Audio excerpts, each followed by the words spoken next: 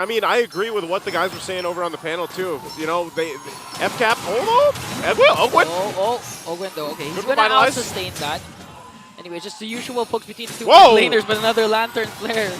And it's going to be a battle between Perks and Ogwin, and they decide to disengage. It's not going to be worth it, though, as Few goes in. Okay, will he be able to catch Haji, though? Now he's going to pick up Few. Okay, now it's a TKO. 2 TKOs for our 2 mid laners. And it's a matter of who's going to clear out the mid lane first. Ogwin is still there, by the way. He's okay. Now he's got the level 2. I love this when games are like this. When in the early portion, like, you're literally limit testing each other, and that's exactly what happened in the mid lane. This happened in the previous game, too, but Blacklist International came out way ahead of those early skirmishes. So for F-Cap, you know, if they can get some of these early kills, that'd be great for the lineup they brought to this table. And part of that, again, is what Rockhart said. Like, they have to play around the death box. By the death box means the real-world manipulation from Few. They want to fight into that. If they can lock people down with a penalty zone and then follow through with that, Zaman Force is there, then there's so much fighting potential and power with F-Cap's lineup. The problem is, again, lane to lane, you know, they're going to struggle for a little bit right now, and they're trying to make a play up top. Okay. They're going to go for Flap-TZ. Flap-TZ uses Flicker. Body of Smith, though, will save him. Quite tanky here as Perks goes in with a quick sand guard. Ogin is now here. Okay, so no casualties yet so far. So in terms of team fights, yeah, I do agree. You can expect Falcons Apbren to really dominate. They have a lot of engage and for counter engages. But for Blacklist, in terms of rotation, you can expect them to be fast and go for those isolated pickoffs, especially with the kit that they have from Lord JM and Perks.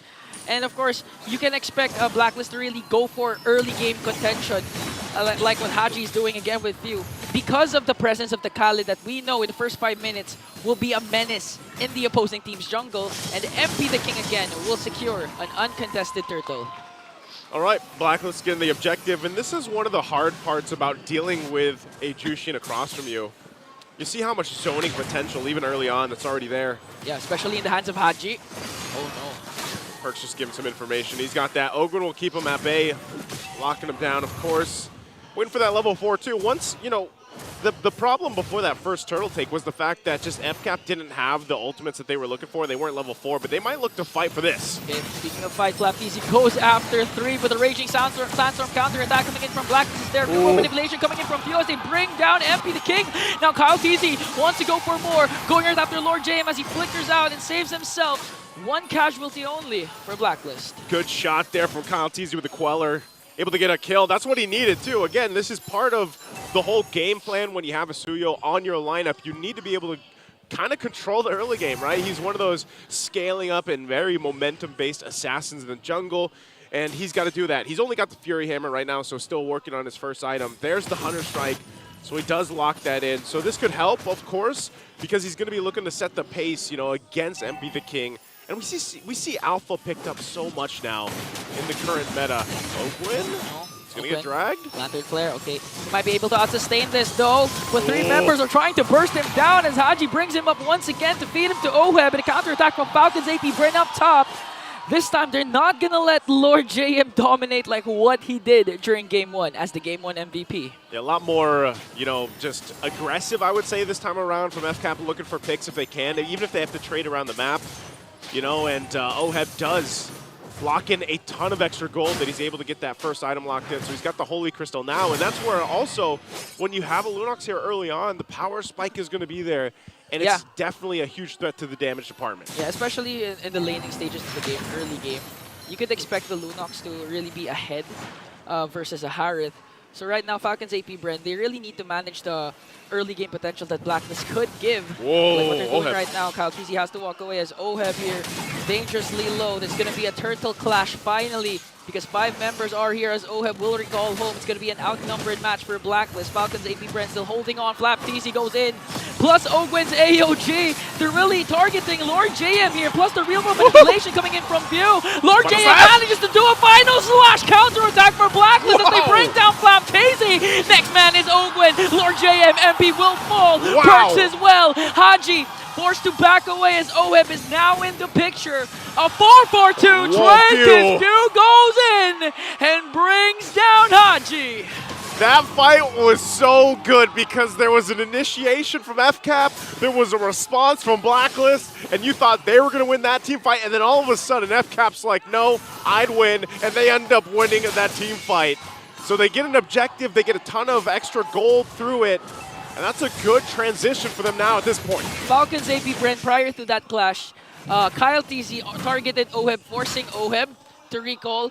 That's why when the clash happened, Blacklist was outnumbered. OHEB wasn't there, even though Lord JM was able to kind of out-sustain the damage of Falcons Apbren to be able to cast the final slash, serving him up to perks for that Raging Sandstorm. They lacked the damage because the Filipino sniper wasn't there.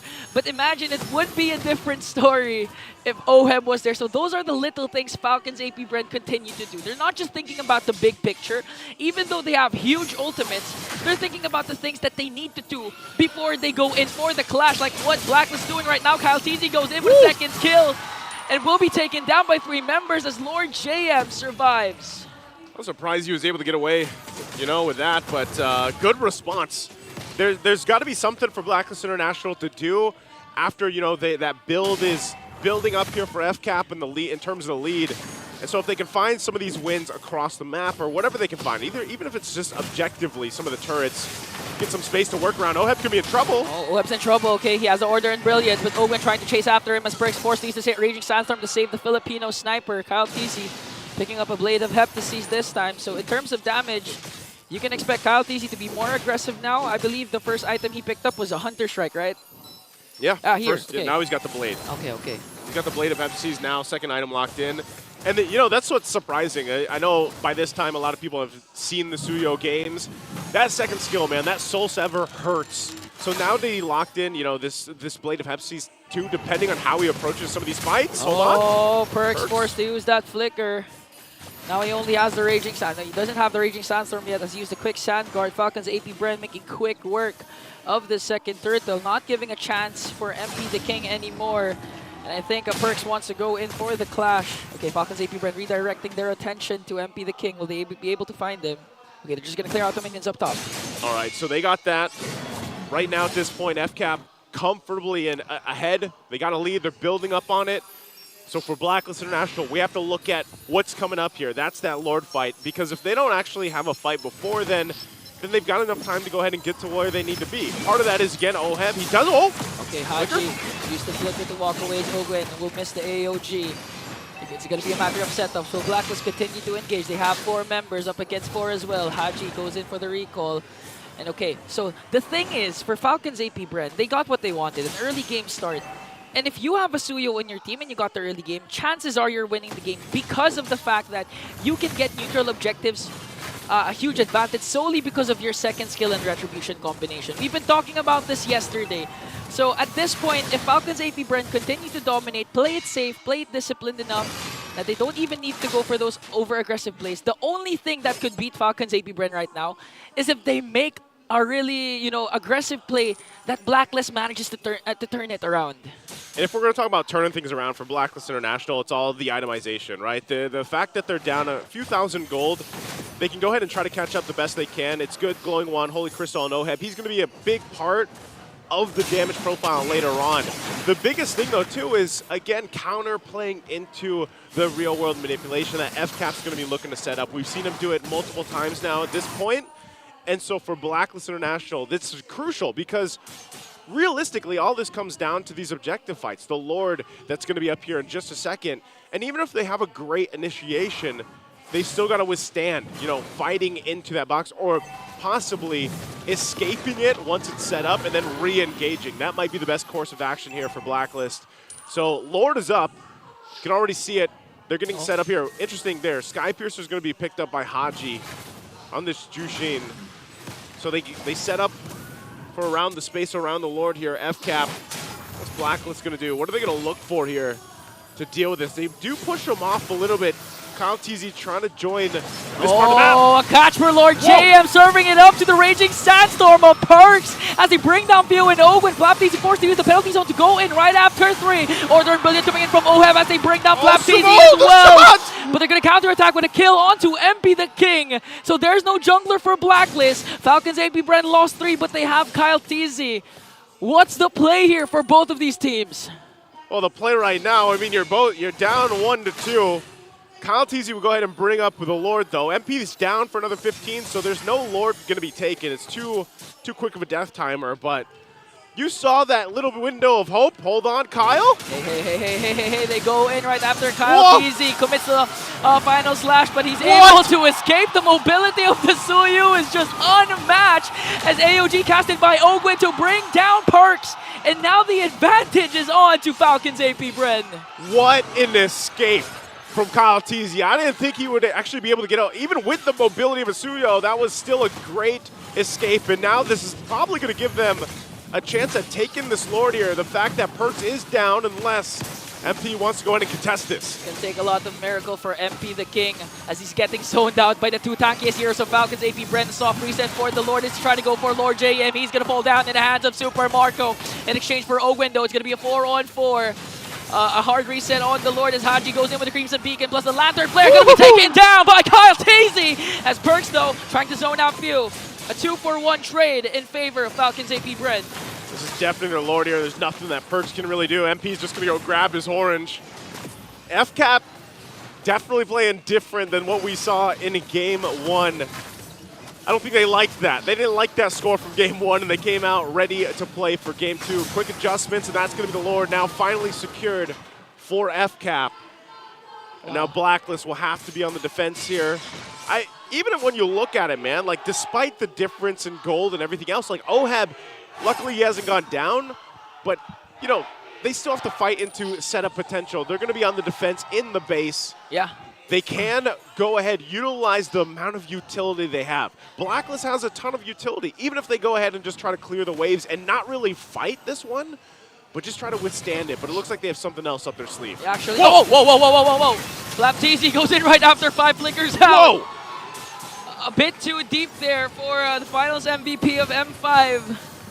And now the Falcons Apbren, they do still have the lead, 3.7k. They still have the Lord. And okay, this is what I was pertaining to. It's hard to go up against a Suyu if they dominate the early game. But if Falcons Apbren continue to make these kinds of risky plays and Blacklist punishes them, Blacklist again can still defend and continue to extend the game and might even win game number 2 as they work on the Lord up top. Man, I don't know. With that just last play of Flap going down, I don't know if they're even going to get to the base turrets with this unless Blacklist is actually able to keep them completely off it. Right now, it looks like that wave's still pushing in top. FCAP's going to go ahead and take their time with this too. So still respecting the fact that, you know, Blacklist has that capability of being able to fight and win some of these fights even. And MP the King picks up a Radiant Armor. He's going to get a little more tanky. He's got to be, because he and Lord JM are going to be looking to fight the front side most of these fights. And then Perks, you know, if he can get a great Raging Sandstorm off, then that will set them up for the fight. Oheb now, though, too, getting another item locked in here. Got the wings, but FCAP, they'll get the tier 2s. Still, that mid turret is up, tier 2 and mid turret, but I think they're happy with that. Again, the first Lord, they'll get in position in about a minute here. But I think even if Blacklist can find a pick off, this is going to give them a huge chance to take the next objective, swing things in their favor.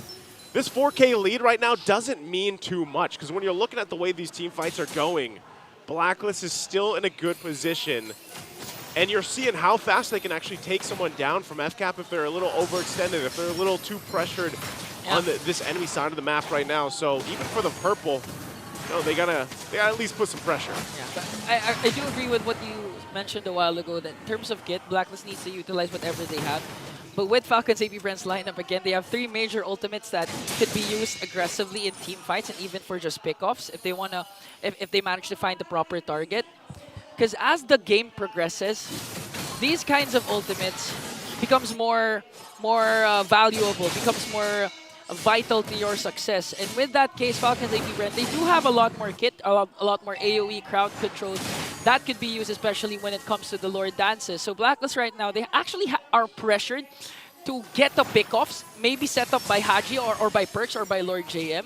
Because if you're gonna go up against the lineup of Falcons Apbren towards this Lord 5v5, regardless of what happens, you still have the Suyu that has a huge advantage when it comes to the Retribution second skill, again, when securing neutral objectives. Yeah, the Suyu is great, especially in this part of the game, but he does tend to fall off the longer this game goes, and it'll get definitely more difficult for FCAP to go ahead and continue doing what they're doing around, fighting this. But always the advantage is again, the real world manipulation around the Lord Pit. Anytime you come around, we're talking about these objective takes. That's one of the great things about the Eve pick and why teams still like to go for it. So you can see some of these more defensive items being locked in by Blacklist. Haji picking up that brute force, so now they work into this. They're going to look for a setup, and you can see the positioning here. Part of this, again, is Lord JM. If he can get that final slash they're looking for and they get an immediate kill, that'll be huge. There it is already. The seal being used. The clock is ticking for Blacklist. Finds it out. There's a huge slow push ensuing onto the bottom lane. Falcons Apbren can extend this Lord Dance and force a reaction from Blacklist, or they can go ahead and try to burst it down. Okay, they're going to make Blacklist react. Oh. Lord JM goes in for the final slash, connecting onto Tupel, the Raging Sandstorm. A lot of immortalities being popped here. Flap-TC counterattack for the final. A penalty zone. Lord JM, MVP King, Perks goes down. Goodbye. Haji is the only one left. A beautiful initiation by Blacklist, but there you said it. Falcons Apbren, they have a lot of kit to re-engage. They have the economy lead. Haji with the Crimson Beacon out. Will he be able to defend this though? There are a lot of minions up against 4 members. Look at Super Marco pushing with his Zaman Force. They're clearing out the minions. Haji has no more chance to defend this. And we will go to a game number 3 because it's 1-1.